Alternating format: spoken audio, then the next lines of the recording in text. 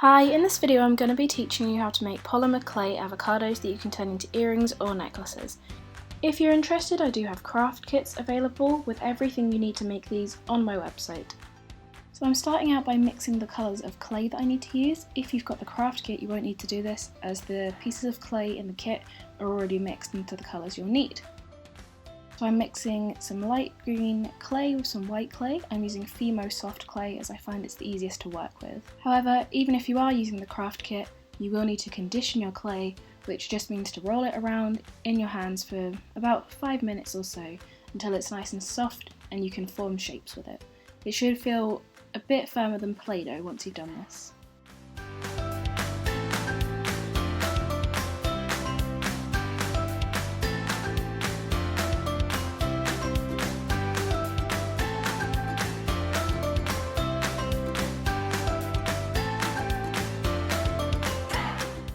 Now that you've got your colours mixed, take your light green ball and form it into a vague avocado shape. This does not need to be perfect at this point.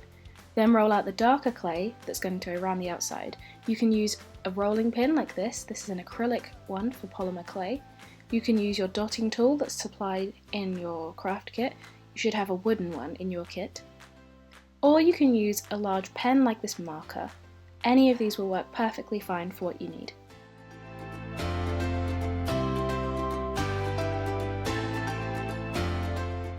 Once you've rolled it out large enough, you can wrap it around the light green clay to make the outer skin of the avocado.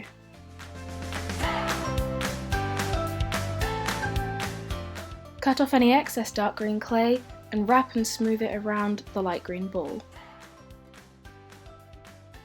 This can be fiddly and may take a while, so don't rush yourself. Take your time with this.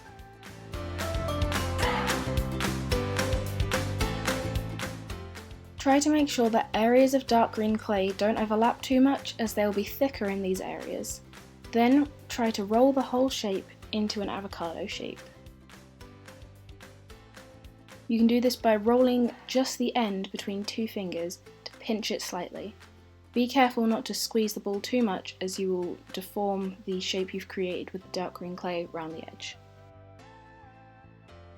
Once you've done this, pop the avocado in the freezer for about 5 minutes and work on the rest of the craft.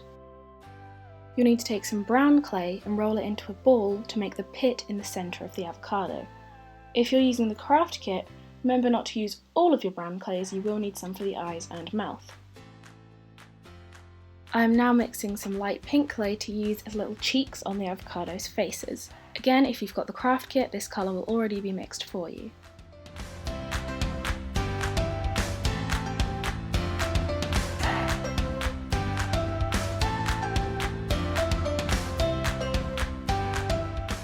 Remove the avocado shape from the freezer. It should be hard and cold, and carefully cut it in half from the top downwards. You may then need to lay it down face down and remold it slightly into its shape, but be careful not to squish it about too much. Use your dotting tool to make a hole in each avocado half. This is where the pit will go.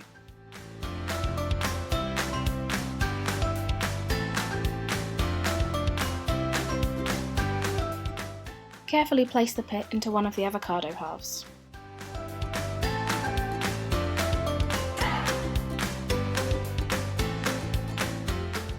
We are now going to work on the facial features of the avocados. You will need some dark brown clay for this. Roll it out into a thin sausage.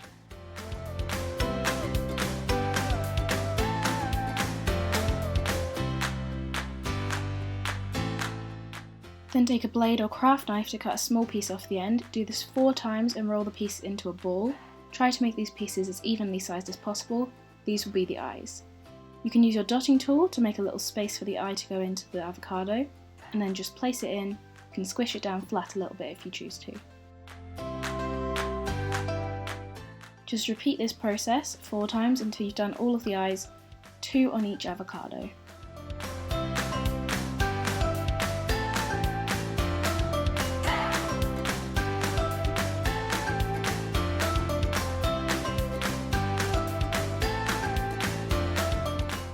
Now that we've finished with the eyes, we can work on the mouths.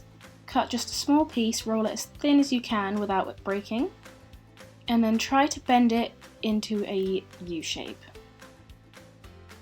This can be very fiddly, so don't worry if you don't get it right the first time. Then use your dotting tool to pick it up off your finger and place it onto the avocado.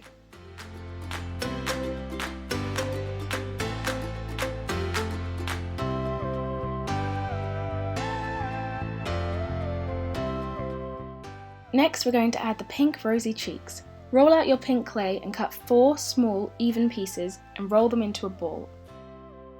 Then place those just below the eyes to the outer edge of the avocado.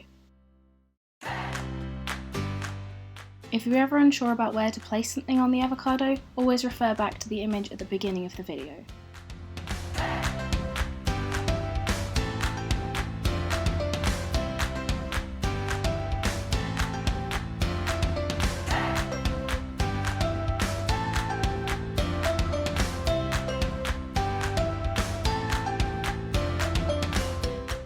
Next, we're going to add the metal eye pins into the tops of the avocados. This is what you're going to use to attach it to a necklace or earrings to make it into jewellery. Take an eye pin and then carefully and slowly push it into the top of the avocado. You can twist the avocado to help push it in more gently. Once you've done this, you may have slightly squished some of the features on the avocado's face. If you need to go back and fix these, that's totally fine.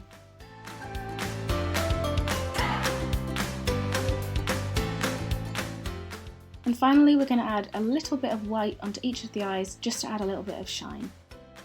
Unfortunately, this bit of the video is out of focus, but all I'm doing is adding tiny white dots to each of the eyes. If you look at the reference picture, you'll see exactly what I mean.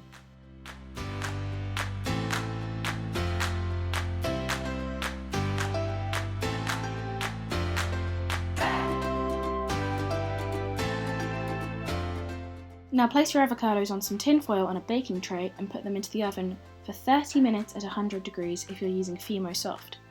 It may vary for other types of clay and other brands. Once you've allowed the pieces to cool, carefully remove the eye pins from them and then place your piece of tin foil down on your work surface and put some super glue on it. You're going to use this to hold the eye pin securely into the avocados.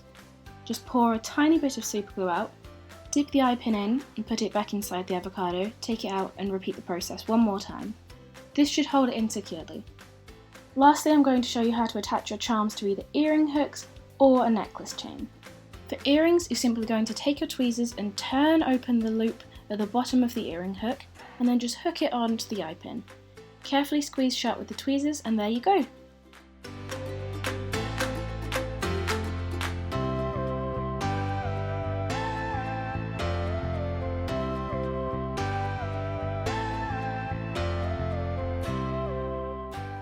For necklaces, twist open a jump ring, again with your tweezers.